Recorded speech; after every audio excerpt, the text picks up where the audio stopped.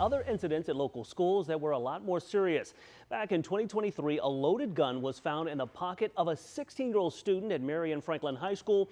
And consider this, from September of 2022 to January of 2023, at least 8 cases of Columbus City School students bringing guns into schools.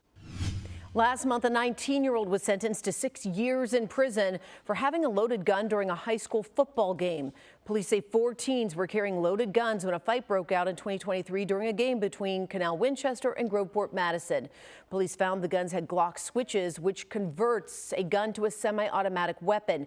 No shots were fired that night, and none of the teens charged were current students. And that brings us to the latest situation of violence in and around a local school. A massive brawl caught on camera inside of a Westerville school. Now, some of the teens involved in that fight didn't even go to that school. And tonight, we're working to get insight on what administrators there are doing to address this situation and make sure students are safe.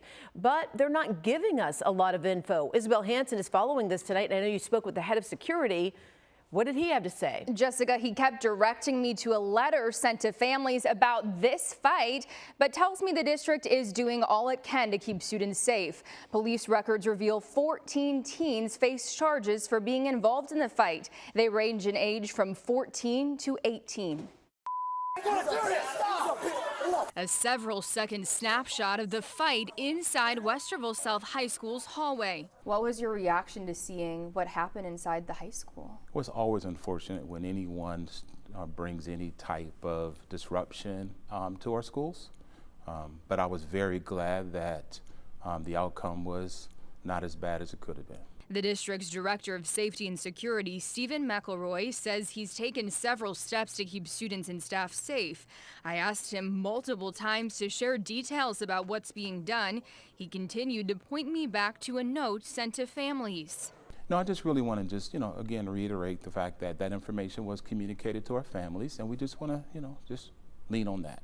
Okay, you can't mention the specific changes? I'd really rather not. We also received that letter. It includes, as of a week ago, students can only get into Westerville South through 2 doors before school, and all late students must go through the main office. According to the district and police, students opened locked doors to let other teens in the building, who then engaged in the fight. Well, now we got it. How are you able to prevent students from letting people in who shouldn't be inside the buildings? Well, again, what was communicated, via email from the district really outlines the fact that we have made some changes, and those changes are definitely being followed, and our school is more safer now.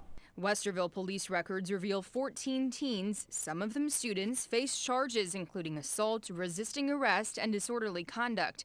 Officers say they found a Glock replica BB gun in one of the involved students' backpacks.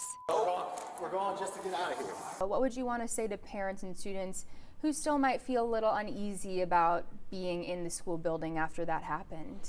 I would have to say that our school districts are safe, and we're doing everything we can to continue to keep our students and staff safe. Tonight also marked the first Westerville Board of Education meeting since this fight. The superintendent and board members did not address it. We'll continue to keep pushing to get answers for families in the district. Live on your side, I'm Isabel Hansen, Fox 28 News.